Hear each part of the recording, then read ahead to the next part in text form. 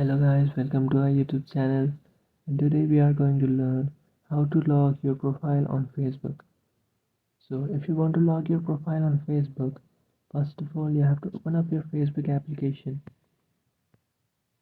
After opening your Facebook application, tap on the three bar icon which is on the top right corner, and then tap on settings and privacy, and then tap on settings.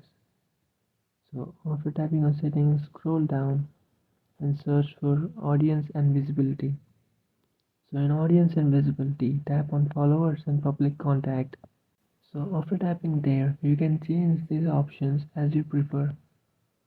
So if you want to keep it public, or if you want to keep it for your friends, or if you want to keep it only for yourself, it is up to you how you would like to customize it. So after customizing this, just come back and tap on profile logging. After tapping on profile logging, simply log your profile by tapping on the option log your profile. After tapping on that option, you have successfully logged your profile. So this is how you log your profile on Facebook.